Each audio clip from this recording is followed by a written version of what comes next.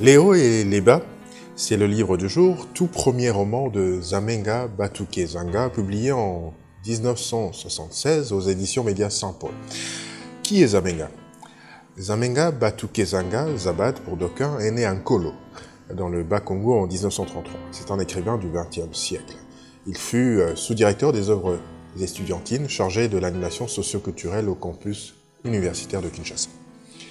Dans ce livre, l'auteur déroule la spirale infinie des moments de joie et de vicissitude du jeune Difwayame. Contre la volonté de ses parents, Difwayame décide de fréquenter l'école coloniale. Aussitôt, il se trouve empêtré dans les mailles des croyances traditionnelles qui voient dans le lettré qu'il est une personne mystérieuse et dangereuse ayant offert ses parents en sacrifice. Mais de force, un prêtre l'emmène à l'école. Il achève ses études, va en ville, trouve du travail. Son oncle maternel, qui pourtant n'a jamais voulu dépenser un seul franc pour ses études, l'oblige de se marier avec une fille, analphabète, du nom de Diasuka, Angélique, mais que Difwa ne connaît pas. N'arrivant pas à concevoir, les femmes du quartier se moquent d'elle. Elle en souffre cruellement. Mais bientôt un enfant naît après une attente inquiète. Un garçon, de surcroît, ce qui décuple la joie immense du jeune foyer. Mais à la maternité, l'enfant est volé par une femme accablée par le sort de n'enfanter que des filles. Et bien que la famille de Difwa parvienne à retrouver le bébé, d'autres conflits la minent. Diasuka adopte des comportements déplaisants de certaines femmes de la ville. Des scènes de ménage se multiplient. De son côté, le mari se met à tromper l'épouse. Il néglige le foyer et pire, se dérobe à l'impôt, il est emprisonné.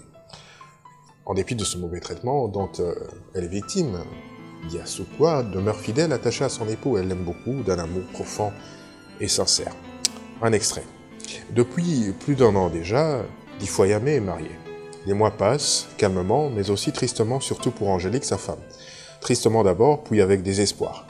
Partout, on parle de Madame Difwa. Dans la parcelle, à la fontaine, au marché, dans les cérémonies, on l'appelle Sita, ce qui signifie stérile. Autour d'elle, on chante « Angélique, tu ne conçois pas. Qu'est-ce que tu viens faire à Léo? Ton mari travaille durement pour rien, tu manges, tu t'habilles bien, mais quand auras-tu un enfant ?» Je vous laisse découvrir la fin de l'histoire. Mais on retiendra qu'à travers les propos et les attitudes des personnages de ce livre, Zamenga pose un problème toujours actuel, celui de la tendance à la caricaturation méprisante de l'héritage ancestral et à l'adoption servile des mœurs, des coutumes, des opinions et des conceptions étrangères. Dans toute leur simplicité, les faits décrits incitent à la réflexion, car l'adoption servile de la culture occidentale ne peut conduire qu'à notre décadence. Sans prêcher le retour pur et simple à la tradition ancestrale, ce livre nous apprend que seule l'élévation de notre propre culture adaptée au sol, au climat, à l'alimentation constitue le vrai progrès.